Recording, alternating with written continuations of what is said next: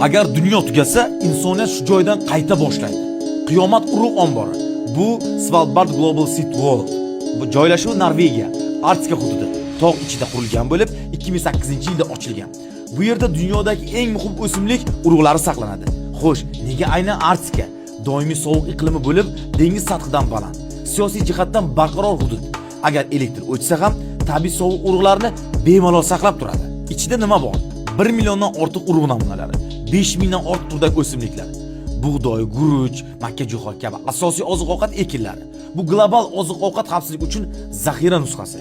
2015-yilda Suriyadagi urush sababli urug'lar birinchi marta ombordan olib chiqilgan.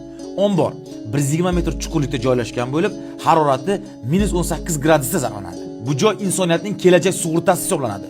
Dunyo qulashdan qo'rqmaydigan davlat ham kelajak uchun urug' saqlaydi.